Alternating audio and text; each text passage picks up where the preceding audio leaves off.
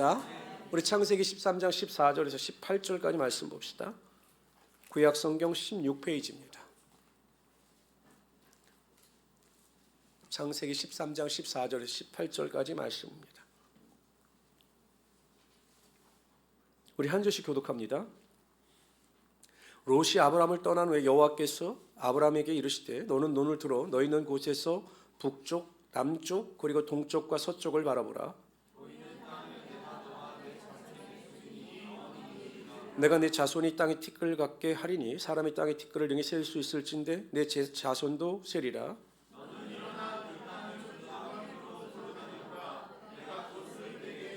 우리 18절 다 같이 읽읍시다. 시작.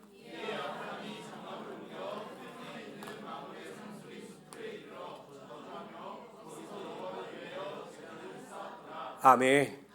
저는 오늘 읽어드린 말씀 2025년도 우리의 교회 표입니다. 동서남북을 바라보라. 이 같은 제목으로 하나님의 말씀을 증거하도록 하겠습니다.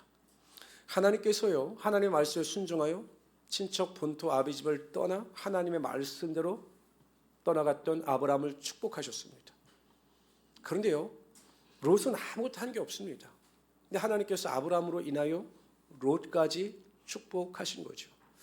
그러니까 여러분, 항상 하나님 안에서 하나님의 복을 누리는 사람 옆에 있으면 같이 덩달아서 복을 받게 되어 있는 겁니다. 그래서 여러분, 이렇게 교회 안에서 저분 정말 복을 많이 받았다 하는 사람 옆에 꼭 쫓아다니면 복을 받게 되는 겁니다. 근데 문제가 생겼습니다. 하나님 복을 주셨더니 롯도 복을 받고 아브람도 복을 받으니 소와 양의 수가 많아진 것입니다. 땅은 한정이 되어 있는데 그 많아진 소나 양을 먹이기에는 너무 어려웠던 거죠. 그래서 싸움이 납니다. 그래서 서로 아브라함의 목자와 롯의 목자가 다툼이 일어납니다. 아브라함의 마음이 아팠습니다. 이거는 아닌데 하나님이 주신 축복을 가지고 하나님의 영광을 드러내야 하는데 이거 받은 복으로 인하여 다툼이 일어난다면 여기서 결단이 필요하다라고 생각하여 롯에게 떠나갈 것을 이야기합니다. 먼저 제안을 하죠. 네가 먼저 처하라. 네가 처하면 나는 우하겠다. 네가 좋은 것을 선택하여 떠나가면 그 외에 내가 다른 곳으로 떠나가겠다라고 이야기를 합니다. 롯은 욕심이 많은 사람이었습니다. 자신의 은인인 삼촌이 그렇게 이야기를 하면 먼저 선택권을 삼촌에게 주는 것이 옳은데 욕심이 많은 사람입니다. 그래서 오늘 우리가 읽지 않았지만 13장 10절에 보면 이런 말씀이 나옵니다. 이에 롯이 눈을 들어 요단 지역을 바라봤습니다.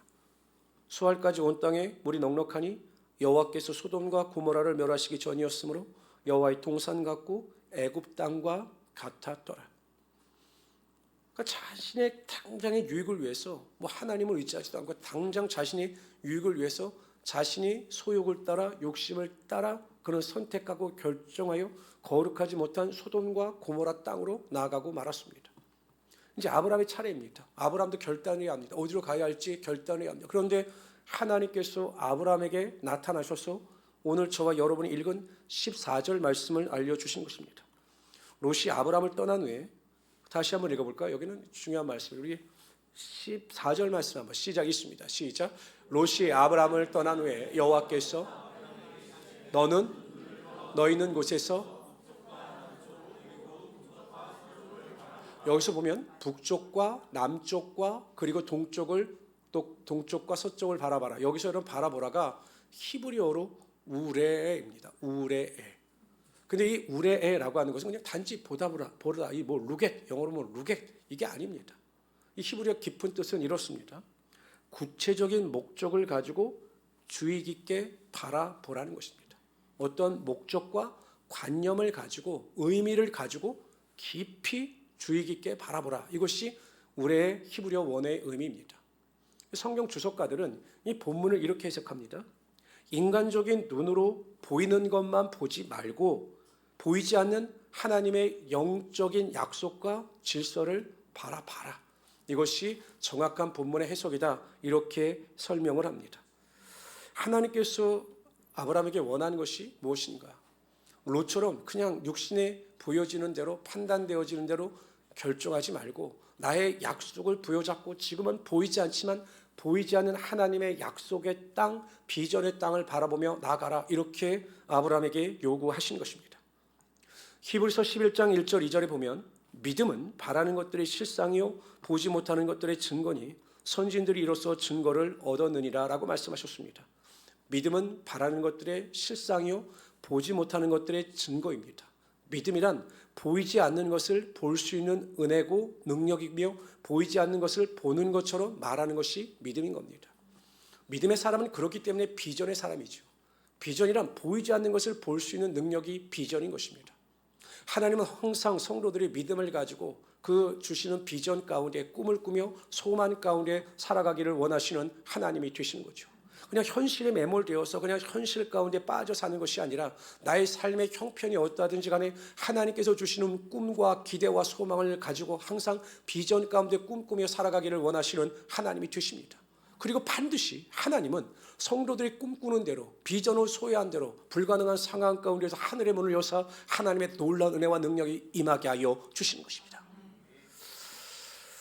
이게 일본어에서 기르는 관성어 코이라고 하는 관성어입니다. 제가 한동안 이 물고기의 마음을 뺏겨서 그냥 물고기를 많이 기르다 보니까 이쪽에도 제가 있었는데 일본이 관성어 쪽으로 굉장히 유명합니다. 그런데 이 코이라고 하는 물고기는 참 독특합니다. 이 코이라고 하는 관성어가 왜 독특하냐면 만일 조그만 어항에다 이 잉어과의 코이를 새끼를 넣잖아요. 그럼 조그만 어항에서 5cm에서 8cm까지밖에 자라지 않는다고 합니다. 근데 조금 큰 어항, 좀 큰 어항에 이 새끼를 넣으면 15cm에서 한 25cm까지 자란다고 합니다. 이게 꽤 크는 거죠. 그런데 이 코이를 강이나 호수에 풀어놓으면 90cm에서 120cm까지 자란다고 합니다.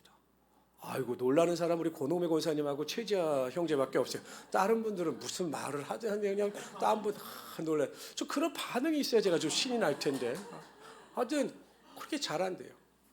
제가 왜 이런 말씀을 드리냐면 결국 이 코이는 자신이 처한 그 공간의 크기만큼 자신을 자라게 한다는 겁니다.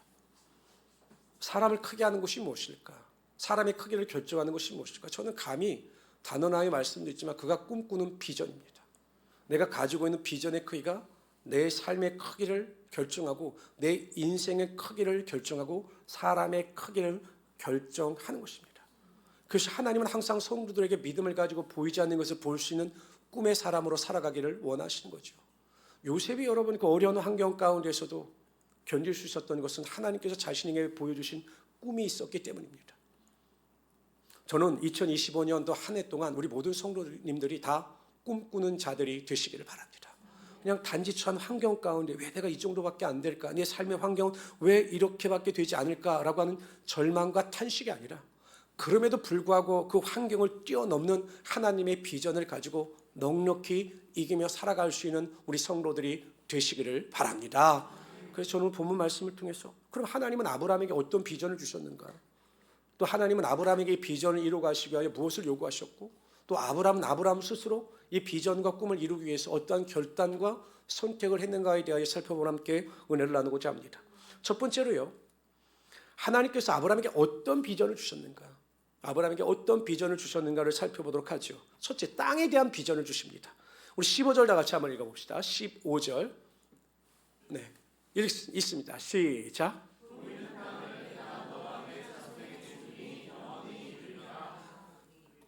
보이는 땅을 주신다라고 말씀하시는 이것은 가나안 땅, 젖과 꿀이 흐르는 가나안 땅인 것입니다. 지금 당장은 여러분 아브라함에게 땅 한 평이 없습니다. 그러나 하나님께서 영원히 거할 수 있는 하나님의 약속하신 땅을 네 자손과 네 모든 자손들에게 주겠다라고 약속하신 거죠.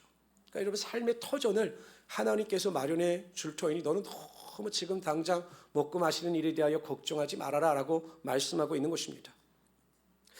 아브라함에게 말씀하셨던 땅에 대한 비전은 이 시대를 살아가고 있는 우리에게는 삶의 터전에 대한 비전입니다. 여러분 그렇지 않아요? 우리가 믿고 교회를 다닌다라고 하면서 세상과 분리되어 살아갈 수는 없는 겁니다. 우리가 이 세상을 생존하기 위해서는 우리에게 필요한 것이 반드시 공급되어져야 되는 것이고 될 수 있으면 필요한 것이 우리의 삶에 넉넉히 채워지는 것이 또한 기쁨이고 소망일 수가 있는 거죠. 마태복음 7장 9절 11절에 보면 너희 중에 누가 아들이 떡을 달라 하는데 돌을 주며 생선을 달라 하는데 뱀을 줄 사람이 있겠느냐? 너희가 악한 자라도 좋은 것으로 자식에게 줄 알거든 하물며 하늘에 계신 너희 아버지께서 구하는 자에게 좋은 것으로 주시지 않겠느냐라고 말씀하셨습니다. 하나님은 성도들이 구하는 것, 꿈꾸는 것을 항상 좋은 것으로 채워주시고 또한 우리가 구하는 것이나 생각하는 것보다 넘치도록 채워주시는 하나님이 되시는 것입니다. 그러니까 하나님께서 성도들에게 채워주시는 것은 질적으로나 양쪽으로나 가장 퍼펙트한 것을 우리의 삶에 채워주시는 거죠. 저는 그러기 위해서 우리 성도들이 어떠한 꿈을 꾸는가, 나의 삶의 터전을 위해서, 나의 삶의 생존을 위해서 과연 어떠한 꿈을 꿔야 하는가. 2025년도 첫 번째는요, 저는 우리 모든 성도님들이 물권에 대한 축복의 비전을 위해서 기도하고 꿈꾸시기를 바랍니다. 여러분, 우리가 살아가기 위해서는 돈이 필요합니다. 그렇죠? 돈이 왜 안 필요합니까? 돈이 필요하죠. 왜냐하면 돈이 있어야 맛있는 것도 먹고 하지 않겠습니까? 돈이 있어야 우리가 살아갈 수 있는 겁니다. 그런데 지나치게 돈을 죄악시할 필요는 없어요. 저는 될 수 있는 대로 우리 모든 성도님들이 하나님이 주시는 물권의 축복을 받아서 다 잘 사는 자들이 될 수 있기를 바랍니다. 근데 우리가 잘 살아야 되는 이유, 왜 물질의 복을 받아야 하는가에 대한 분명한 이유와 목적이 있어야 하나님께서 우리의 삶의 물권의 복을 허락하여 주시는 겁니다. 고린도 후서에 보면 이 고린도 교회가 어린 사람들을 위하여 작정 헌금을 했습니다. 가장 먼저 이 고린도 교회가 작정 헌금을 하니까 이 고린도 교회가 작정 헌금을 했다는 소식을 듣고 마게도냐 이 사람들까지도 작정 헌금을 합니다. 그러니까 이 고린도 사람들의 그 결심이 많은 자들에게 어떠한 영향력을 끼친 거죠. 근데 문제는 작정만 해놓고 안 하는 겁니다.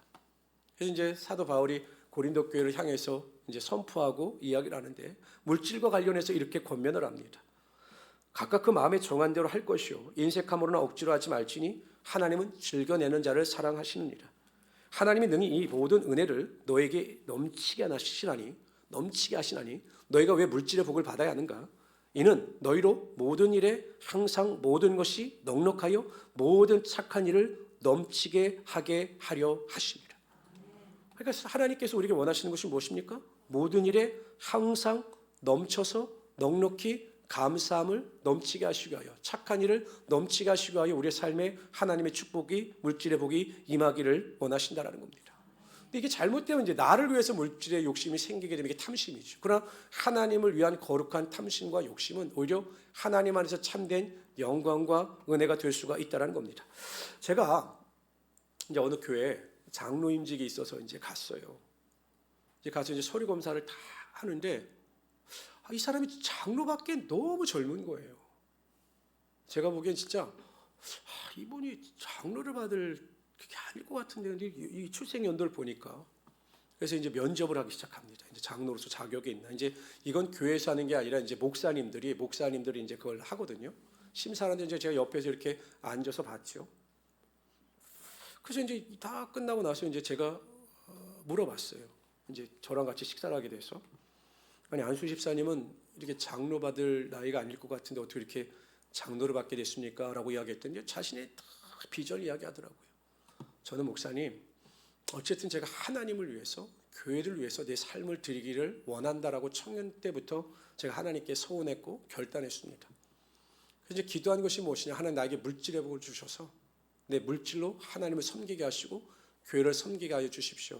그래서 기도한 것이 매달 2억 원의 수입이 발생할 수 있게 해달라고 기도를 했는데, 그 자신이 목표가 정해지면 이제 하나님께 뭐 더 열심히 하겠다고 했는데 하나님께서 1년 동안 매출이 100억 이상이 넘게 하여 주셨고 내가 받은 걸 하나님께 드려야 되겠다라고 하여 목사님께 말씀을 주셨더니 목사님께서도 기꺼이 승낙하셨다. 자격이 되니까 그렇게 말씀을 하시더라고요.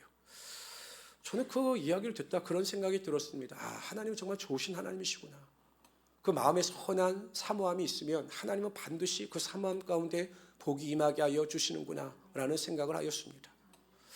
우리 교회에 와서 가끔 같이 기도하는 여자 목사님이 계신데 그 목사님이 저에게 그런 말씀을 하시더라고요. 자기는 한 번도 하나님께 대하여 물질에 대하여 구체적으로 기도한 적이 없는데 제가 성도들 위하여 축복 기도할 때마다 갑절의 물질의 복이 임하게 해주십시오라고 하는 기도를 듣고 굉장히 도전을 받아서 그렇게 기도하고 계시다라고 말씀을 하셨습니다. 성도 여러분, 항상 하나님은 우리에게 좋은 것을 넉넉히 채워주시기를 원하시는 하나님이 되시는 것입니다. 하나님께서 하늘의 문을 여시면 막을 수가 없어요. 우리 성도님들 꿈을 꾸세요. 하나님 나를 통해서 지혜와 능력을 통해서 하나님의 영광 임하게 하여 주시고 나를 통해서 물권의 복이 임하게 하여 주사 제가 착한 일을 넉넉히 베풀며 살아가게 하여 주시옵소서. 그래서 오늘 한 해 동안 갑절의 복을 받을 수 있는 우리 성도 되시기를 주님의 이름으로 축원합니다. 두 번째요, 우리 직장 생활하고 사업을 하시는 분들은 직장과 사업장에 대한 축복의 비전을 가지고 기도하고 노력하시기를 바랍니다. 제가 예전에 사역할 때 이제 저와 같이 동역하던 여자 전도사님이 계셨는데, 이분이 대한항공 출신이십니다. 워낙 영어를 잘하셨고, 그래서 여자인데 과장까지 이제 승진하셨던 분이에요. 영어를 잘하니까. 근데 그분이 항상 저하고 이야기를 하면 자신의 상관에 대해서 이야기를 합니다. 자신은 지금까지 신앙생활을 했지만 그렇게 철두철미한 사람을 보지 못했다라고 이야기를 합니다. 제가 그분에 대해서 이야기를 들어보니까 이분이 대학교 다닐 때 IBP인가 내비게이터 이 학생 활동을 한 거예요. 훈련을 잘 받았죠. 이제 대한항공에 취직을 하였습니다. 근데 이분은 술을 마시지 않는데 회식 자리가 있으면 나가서 같이 다 올리는 겁니다. 그리고 끝까지 그 자리에 있다가 다른 사람을 다 챙겨주는 거예요. 그리고 또 업무 능력이 출중합니다. 이 사람을 따라올, 업무 능력을 따라올 사람이 없어요. 그래서 다른 사람들이 실수하면 뭐라고 책망하지 않고 다 그걸 끝까지 다 보살펴 줍니다. 그러니까 이 사람이 부탁을 하면 어떤 사람이든지 거절을 못 한답니다. 왜냐하면 모범이 되니까, 너무 선하니까 이 사람만 보면 거절을 못 하는 거예요, 부탁을 하면. 그리고 사람들이 이렇게 이야기를 한다고 합니다. 내가 만일 교회를 나가게 되면 저 부장님 교회를 나가겠다라고 이야기를 했는데 또 그래서 교회 나가는 사람들도 있었다라고 합니다. 근데 그 부장, 믿음 안에서 항상 최선을 다하며 본을 보였던 그 사람의 인생의 캐치프레이즈가 뭐냐? 이거였다고 합니다. 직장은 나에게 있어 제2의 교회다. 그런 비전을 가지고 여러분 직장 안에서 최선을 다하여 성도들을 섬기듯 사원들을 섬기고 교회를 섬기듯 직장을 섬길 때 그를 통해서 하나님의 영광과 은혜와 능력이 나타나게 되었던 거죠. 제가 요즘에도 참 고민 중에 하나가 뭐냐면, 항상 목사님들이 모이면 하는 이야기가 젊은 세대, 다음 세대에 대한 관심입니다. 근데 저도 그래서 그런 관심을 갖고 쫓아다니는데 가보면 답이 없어요. 왜? 와야지 답이 있죠. 안 오는데 무슨 답이 있나? 그래서 청년들을 교회로 이끄는 방법, 중고등부 학생들을 교회로 이끄는 방법, 어느 교회는 그래서 돈을 준대요. 중고등부 학생들이 오면 10,000원. 왜냐면 전도하는데 그 정도 비용이 드니까. 그럼 또 온대요, 애들이. 근데 그건 아닌 것 같고. 근데 고민하죠. 근데 어떤 제가 이제 통계 난 걸 보니까, 만약에 교회 학교에서 100명의 학생들이 있잖아요. 그럼 이 학생들이 청년이 되고 성년이 돼서 남는 사람의 숫자가 25명이래요. 그러니까 100명의 학생들이 교회 학교 다니기 시작하면 25%만이 마지막까지 그래도 신앙이 있든 없든 교회에 남아 있다라는 겁니다. 물어봤대요. 그래서 당신들은 다 떠나갔는데 왜 교회에 남았느냐? 이유가 나오는데, 첫째는 뭐냐? 결국은 부모의 영향력이었습니다. 우리 부모님이 믿음 안에서 어찌하든지 저를 잘 이끌어 주셨고, 어쨌든 믿음 안에서 우리 가정이 있기 때문에 우리 부모님 때문에 내가 교회에 여전히 있는 겁니다. 그게 첫 번째 원인이었대요. 그리고 두 번째 원인이 의외였어요. 왜 교회에 남아 있었느냐고 물어봤더니 두 번째로 많이 대답하는 것이 무엇이냐, 이런 대답입니다. 교회 안에 존경하는 분이 한 명이라도 있었기 때문에 교회에 남아 있었다는 거예요. 그러니까 학생들이 볼 때, 청년들이 볼 때, 젊은 분들이 볼 때, 정말 저분은 믿음의 사람이고 믿음대로 살아가는구나 라고 하는 존경하는 사람이 부모 외에 한 사람이라도 발견하고 그 사람을 바라볼 때 사람들의, 어린 학생들이나 청년들이 믿음을 지켰다라는 거죠.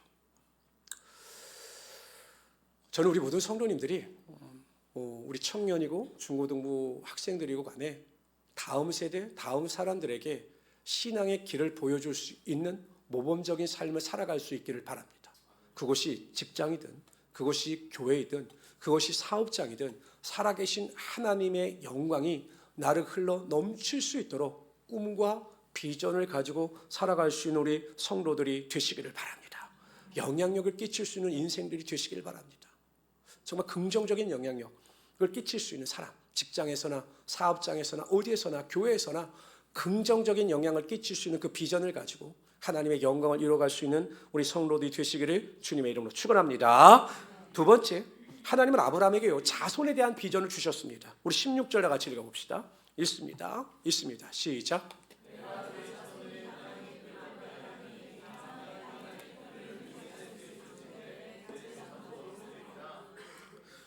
지금 여러분 아브라함에게 자손이 없어요. 육신의 자손 한 사람도 없습니다. 근데 하나님은요, 내 자손이 많아질 것이다. 이게 표현이요. 땅의 티끌을 능히 셀 수 있을진데 내 자손도 세리라. 이 말씀인즉 땅의 티끌을 셀 수 없는 겁니다. 그렇기 때문에 너의 자손도 셀 수 없을 만큼 내가 축복하겠다라고 말씀하고 있는 거죠. 근데 아브라함 믿었어요.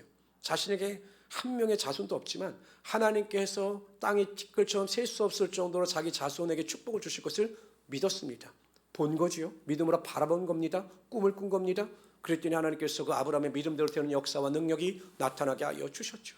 지금도 여러분 세계 정치, 경제, 사회, 문화적 모든 분야에서 두드러진 역할을 하는 것이 유대인들입니다. 어떻게 그것이 가능한가? 저는 하나님께서 아브라함을 통하여 부어주신 그 비전을 아브라함의 믿음으로 받아들였고 자손에 대한 축복을 입술로 고백했기 때문에 하나님께서 그를 통하여 이런 축복과 은혜와 능력을 허락하여 주셨다라고 저는 확신합니다. 의사 가정에서요, 제가 이렇게 보면 제 동창들도 보면 아버지가 의사인 애들이 의사가 됐더라고요. 그리고 얼마 전에도 보니까 이 친구가 공부 못했는데 회계사가 되어 있더라고요. 그것도 큰 회사, 회계사. 알고 보니까 아버지의 회사였던 거를 이 친구가 받아들인 정신을 차린 거죠. 정신을 차려서 이제 된 겁니다. 그러니까 제가 보면 아버지가 가지고 있는 비전을 자녀들이 이어받을 때가 많아요. 왜 그럴까? 그러니까 가정에서 자연스럽게 보는 거죠. 자연스럽게 보면서 아버지를 보면서 엄마를 보면서 꿈을 가지게 되고 그 꿈을 쫓아 살아가다 보니 자신의 인생이 그곳에 이르게 되는 겁니다. 그리고 가정도요, 우리 성도들도 이 자손이나 가정에 대한 꿈을 꾸는 것이 굉장히 중요합니다. 단지 그 먹고 사는 문제, 생존의 문제, 서바이벌의 문제에 집중해서 매일 그냥 무엇을 먹을까, 무엇을 입을까, 무엇을 마실까, 이 원초적인 생존의 본능에 휩싸여서 가정을 살아가는 것이 아니라 내가 비록 지금 어렵고 없다 할지라도 하나님이 주시는 꿈과 비전을 가지고 리바이벌, 부흥의 비전을 가지고 나아갈 때 하나님께서 그 가정을 통해서 놀라운 일과 능력을 행하시는 하나님이 되시는 것입니다. 저는 그래서 자녀 교육에서 가장 중요한 것이 자녀들에게 꿈을 심어주는 겁니다. 꿈을 심어주는 겁니다. 그러기 위해서 부모가 꿈쟁이가 되어야 되는 것이고 꿈꾸는 자가 되어야 하는 거죠. 여러분 가정마다 구체적인 기도 제목이 있으십니까? 저는 가끔 권사님들이 그런 말씀을 하실 수 있다는 생각이 들어요. 제가 이 비전의 설교를 준비할 때마다 권사님들이 아이고 목사님 제가 지금 나이가 몇인데 꿈을 꾸고 제가 나이가 몇인데 여러분 근데 그렇게 합니까? 아니에요 권사님. 제가 보기엔 권사님들에게 정말 궁극적인 놀라운 비전이 있습니다. 어떤 비전입니까? 자녀와 가정을 위한 비전이 있지 않습니까? 자녀들의 장래를 위하여, 자녀들의 앞길을 위해서, 또한 가정의 여러 가지 꿈을 위해서 우리 권사님들이 항상 기도하기 때문에 다 자녀들이 지금도 잘 되고 있는 겁니다. 믿으십니까 권사님들? 근데 문제 자녀들이 몰라요. 자녀들이. 우리 엄마가 기도해서 내가 이렇게 잘 되고 우리 엄마가 이렇게 기도해서 나의 꿈이 이루어졌다는 사실을 모른다는 사실이 안타깝지만 항상 꿈을 가지고 기도하는 여러분의 기도가 가정을 살게 하고 또한 가정에 놀란 하나님의 축복의 은혜와 능력이 나타나게 하여 주신 것입니다. 그래서 우리 가정도 꿈을 꾸시길 바랍니다. 자녀들에게 항상 꿈과 비전에 대해서 이야기를 해주시길 바랍니다. 뭐 기도 제목 많지 않습니까? 장막을 위해서 기도할 것도 있고 또한 직장과 사업장을 위해서 기도할 것도 있습니다. 합심하여 꿈을 가지고 기도할 때 하나님께서 여러분에게 이루실 하나님의 놀라운 축복과 은혜가 분명히 임하게 하여 주실 것입니다. 두 번째로 그렇다면 비전을 이루기 위해서 하나님은 아브라함에게 무엇을 요구하셨고 또한 아브라함은 자신의 꿈과 비전을 이루기 위해서 어떠한 결단을 했는가에 대하여 살펴보도록 하죠. 우리 17절 한번 읽어봅시다. 17절 다 같이 읽어봅시다. 시작. 내가 종과 횡으로 두루 다녀보라. 하나님께서 이미 약속의 땅을 주신 것처럼 나이가 그것을 얻은 것처럼 내 것임을 주장하면서 종과 횡으로 다녀보라는 것입니다. 눈에 보이지 않지만 이미 주어진 것처럼 나의 소유가 아직 아니지만 나의 소유가 된 것처럼 그렇게 행동하고 결단하라는 것입니다. 이것이 믿음의 사람인 것입니다.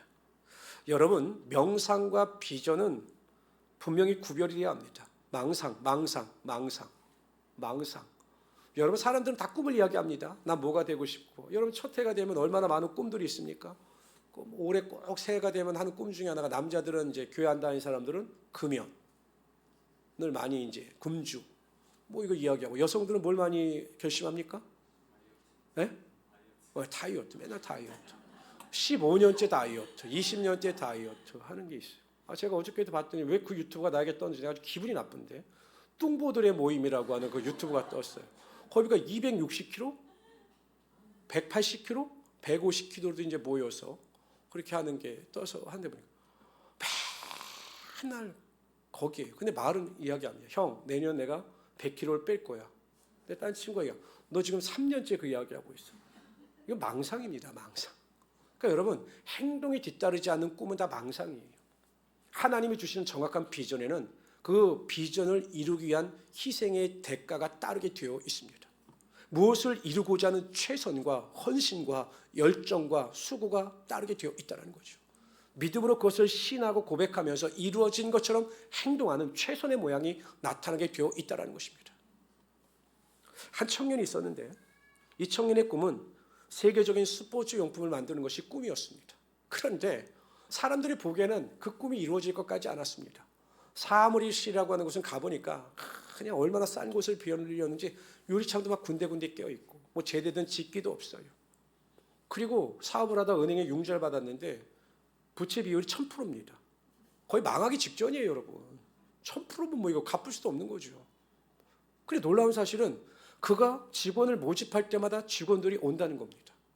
그리고 월급도 제대로 못 받는데 3년 동안 월급을 못 받던 직원들이 한 사람도 떠나지 않는다는 겁니다. 더 황당한 일은 처음 취직하여 입사한 직원에게 돈이 없으니까 밥은 먹어야 되고 돈을 빌려서 밥을 사 먹는데도 그 청년도 떠나지 않는다는 거예요. 그래도 여전히 그 사장은 세계적인 그 스포츠 용품을 만들 것이다, 나는 그렇게 될 것이다 라는 꿈을 버리지 않았습니다.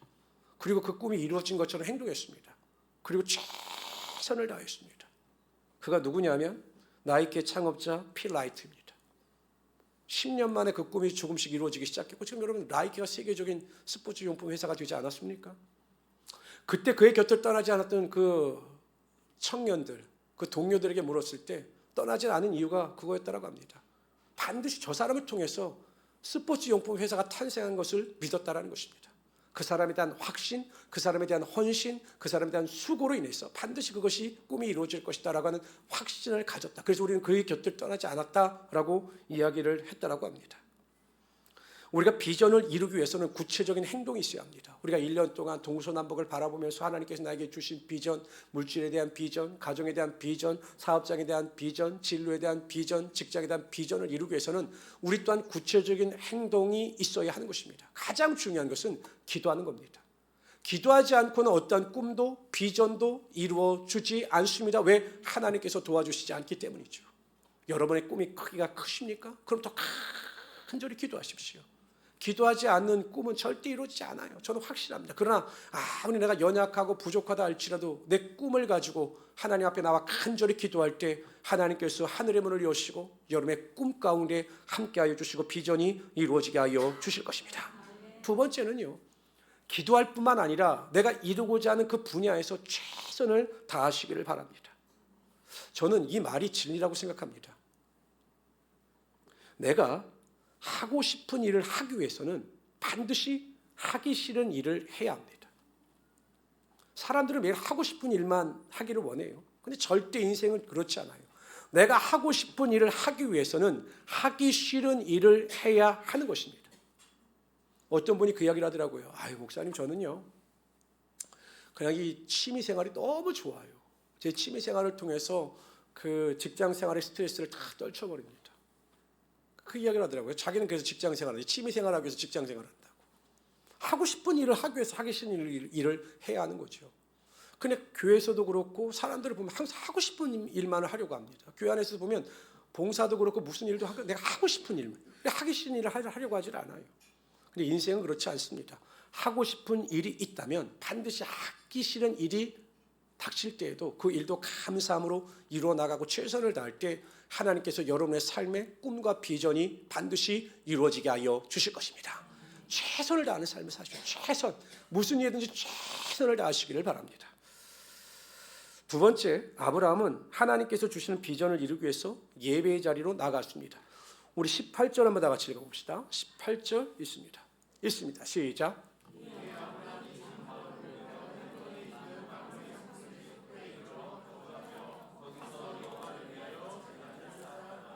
아브라함이 가장 먼저 한 것은 하나님께 제단을 쌓고 하나님께 예배를 드리는 일이었습니다. 그의 비전의 첫 출발은 바로 예배였던 거죠.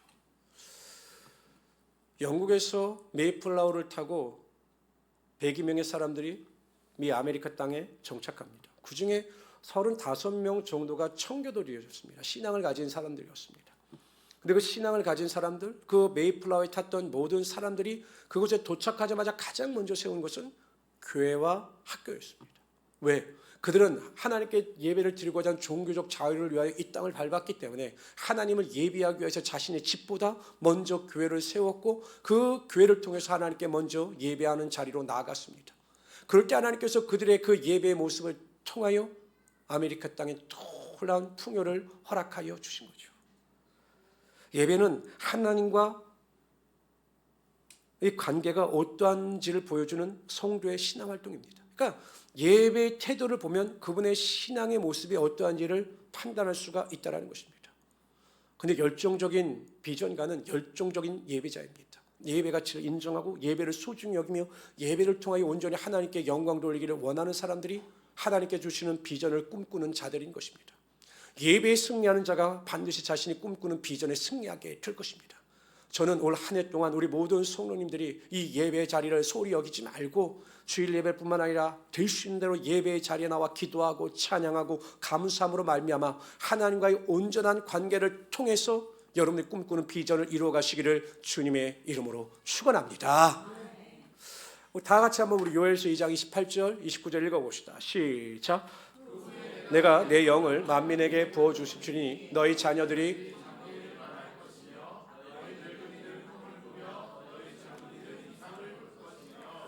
이거는 구약시대에 주셨던 예언이죠. 마침내 이 예언이 신약시대에 넘어와 사도행전에서 오순절 마가의 다락방에 성령의 능력이 임하자 모든 사람들이 성령의 능력을 통해서 꿈을 꾸기 시작합니다. 이 시도 마찬가지입니다. 성령의 시대입니다. 성령께서 부에서 성령으로 우리에게 찾아오사 반드시 우리에게 꿈을 허락하여 주시고 그 비전의 은혜와 능력을 허락하여 주시는 것입니다. 저는 우리 모든 성도들이 올 한 해 동안 꿈꾸는 자들이 되시기를 바랍니다. 현재를 말하는 것도 중요하지만 내 꿈을 말할 수 있고 내 꿈의 가치를 인정하며 내 꿈을 쫓아 살아갈 수 있는 우리 성도들이 되시기를 바랍니다. 말할 때마다 소망이 있고 말할 때마다 기대가 있고 말할 때마다 확신이 있는 그런 비전가들이 되시기를 바랍니다. 그래서 감사함으로 하나님 앞에 더 가까이 나아갈 수 있기를 바랍니다. 불꽃에 대한 비전을 꿈꾸십시오. 반드시 하나님께서 여러분들에게 올 한 해 동안 갑절의 물질의 복을 허락하여 주실 것입니다. 직장과 사업장에 대한 꿈을 꾸십시오. 또한 여러분들이 기도할 때마다 가정과 자녀에 대한 꿈과 비전을 소유하시기를 바랍니다. 그럴 때 기도하고 예배 자리에 나와 최선을 다함으로 그러한 꿈의 비전을 이루어갈 수 있는 우리 성도들이 되시기를 주님의 이름으로 축원합니다. 조시 하나님